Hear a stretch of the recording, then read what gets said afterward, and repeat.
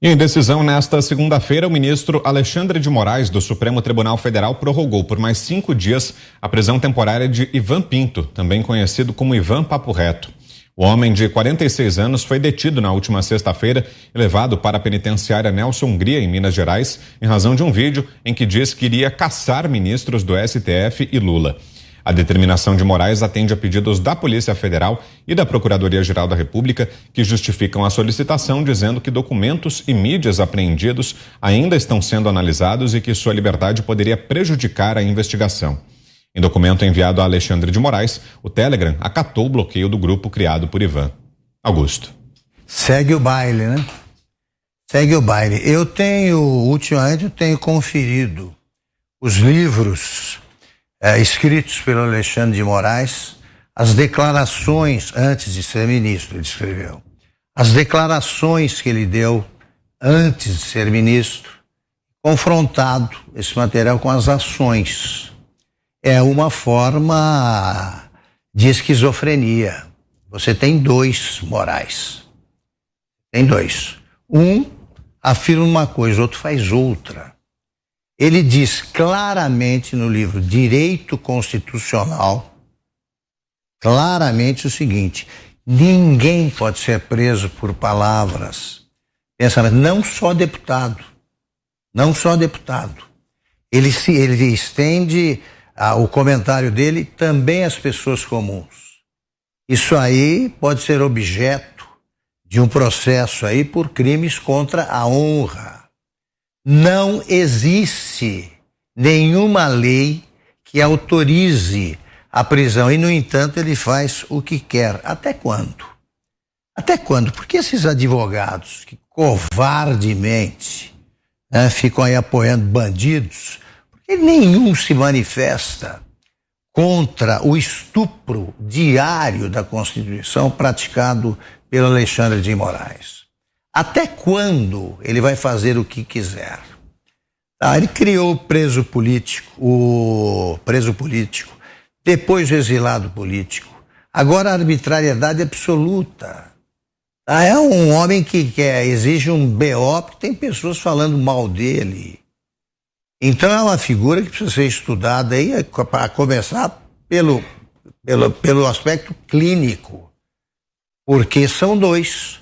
Existem dois. Tem pessoas que dizem que foram separados ao nascer.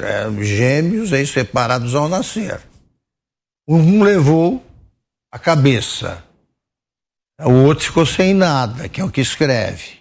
Só que agora eles estão brigando. E isso tira a segurança jurídica de qualquer país. Não só do Brasil. Achou, Mota? Olha, eu consultei um amigo procurador só para ter certeza mesmo, porque eu sou engenheiro e às vezes tem algum aspecto da lei que me escapa. Mas esse amigo procurador me confirmou o que eu pensava. Esse cidadão que fez essa ameaça, ele não tem foro especial. Então, ele não tem nada a ver com o STF. Portanto, uma ordem de prisão contra ele vinda do STF é um absurdo. É uma coisa sem pé nem cabeça. Na verdade, esse cidadão, se ele cometeu um crime, ele cometeu um crime de ameaça, que, segundo o meu amigo procurador, se enquadra no artigo 147 do Código Penal. É um crime que hoje é considerado pela legislação brasileira de menor potencial ofensivo. Então, por exemplo, se você está lá no seu apartamento, no seu prédio, e aí você discute com o vizinho na garagem, aí o vizinho te ameaça, vou te matar. Você vai dar queixa contra o vizinho, acontece um processo contra ele. Esse crime de ameaça, ele comporta uma resolução que não é pena de prisão. Então, por exemplo, nesse caso, o seu vizinho pode pagar uma cesta básica para você e está tudo resolvido. É dessa forma que se trata esse crime hoje no ordenamento jurídico brasileiro. No entanto, esse cidadão que fez essa ameaça, ele foi preso por ordem do STF. Aí é hora da gente parar e pensar isso que o Augusto Nunes acabou de dizer, essa esquizofrenia que está acometendo o Brasil, que está acometendo o nosso judiciário e que está recebendo o silêncio, está sendo recebido com silêncio e com apatia por muita gente que teria a obrigação de levantar a sua voz e protestar contra isso. Essa situação é bem parecida com o inquérito que foi aberto contra o PCO, o Partido da Causa Operária. E é a esse ponto que nós chegamos hoje no Brasil, no ponto de precisar lembrar que até um partido comunista, dentro de uma democracia republicana, também tem direito de se expressar. José. Não, a gente quer saber se o ministro Alexandre de Moraes já tomou providências no caso do cineasta que representou o presidente Jair Bolsonaro assassinado. E essas imagens foram fartamente divulgadas, tem flagrante perpétuo aí para quanto se quiser apurar e arquivar. Esta representação, ela é mais uma, ela é um ataque a uma instituição, porque é um presidente da República, ela é uma ameaça, ela é uma incitação, não ao ódio, ao xingamento, né? Ela é uma incitação à ideia de eliminar a vida do presidente da República, que é candidato, que está nessa eleição. O ministro Moraes atua supostamente indicando quais são as balizas, né, do processo. Então ele fala, não, olha, isso aqui está saindo aqui do espírito democrático, então ele não pode estar no debate. Bem, e aí, quem representa a morte do presidente pode estar no debate? A minha resposta é a seguinte, sim, pode ser processado, etc., mas todos esses podem estar no debate. Quem quiser falar sobre a relação, suposta relação do PT com o PCC, pode falar. E se o PT quiser processar, ou o PCC quiser processar, ou mais alguém, tem essa chance.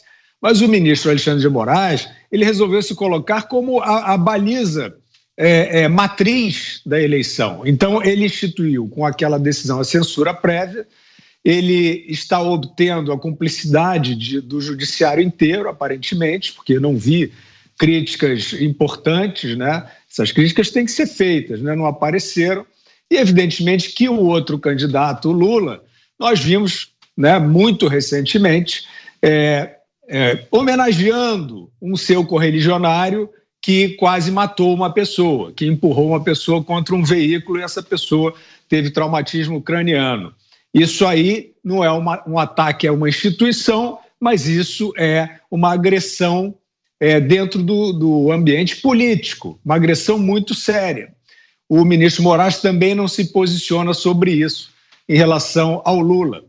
Então é isso, ou aparecem aqueles que querem guarnecer a democracia como ela é, ou vai virar uma democracia especial, né? Criada, ungida, imaginada aí pelos ministros do Supremo. Você, Ana?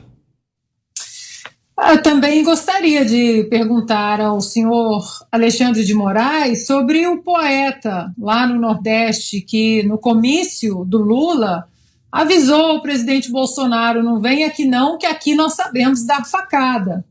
Esse brinquedinho o Alexandre de Moraes não quer para ele, né? Porque agora ele arrumou outro brinquedinho pessoal, outra obsessão pessoal. O primeiro brinquedinho do Alexandre de Moraes, desrespeitando qualquer página da nossa Constituição, é o deputado Daniel Silveira. Agora ele arrumou outro, né? O homem que criticou o STF, o Lula. E o poeta lá do Nordeste, senhor Alexandre de Moraes, esse pode falar, não vem aqui não, que aqui a gente sabe dar facada, né? Eu vou repetir uma frase que nós ouvimos hoje no começo do programa, daquela turma lá da CPI da Covid, né? O texto lá assinado por Omar Aziz, Randolph, Renan, Humberto Costa, eles colocaram assim no texto: a PGR blinda o governo federal e negligencia suas atribuições constitucionais. Pois eu vou usar a mesma frase, só vou trocar o nome. O senhor Rodrigo Pacheco blinda o STF e negligencia suas atribuições constitucionais. Onde o senhor está, senhor Rodrigo Pacheco, diante de tanta ilegalidade e inconstitucionalidade? A pergunta é retórica, o senhor deve estar escondido aí porque virou o guarda-costa do STF. E, Augusto, mais cedo você falou sobre as declarações do passado do ministro Alexandre de Moraes. A nossa equipe separou aqui um trecho da sabatina dele no Senado em 2017, na época da indicação ao Supremo Tribunal Federal. Vamos acompanhar. Não são poucos no Brasil e no exterior os doutrinadores que apontam enorme perigo à democracia e à vontade popular na utilização exagerada do ativismo judicial. Entre eles, como salientado por Ronald Dworkin, o ativismo pode ser uma forma virulenta de pragmatismo jurídico. Um juiz ativista ignoraria o texto da Constituição, a história de sua promulgação, as decisões anteriores da Suprema Corte que buscaram interpretá-las e as duradouras tradições de nossa cultura política. O ativista poderia ignorar tudo isso para impor a outros poderes do Estado o seu próprio ponto de vista sobre o que a justiça exige. Não me parece ser essa uma solução equilibrada, a partir da própria ideia da complementaridade entre democracia representativa e justiça constitucional. E perante todo o povo brasileiro, nessa colenda Comissão de Constituição e Justiça, reafirmo que, se merecer a aprovação por parte do Senado Federal, reafirmo meu juramento de persistir em meus ideais de vida, honrando o compromisso de constante luta pelos ideais republicanos e democráticos que devem dirigir a nação brasileira, reafirmando, mais uma vez, que minha atuação será com imparcialidade, coragem, dedicação, seriedade e sincero amor à causa pública. Então, repito, o ministro Alexandre de Moraes em 2017, na sabatina no Senado. Augusto. É um cortejo de fake news, né? Está provado agora. Ele não pensava nada disso, pelo que ele está fazendo. Então ele tem uma obrigação de se dirigir à delegacia mais próxima para ser preso. Ele prende quem faz isso, não é fake news? Fake news da cadeia. Ele está ofendendo o Supremo com o que ele faz hoje. Prometeu fazer o contrário.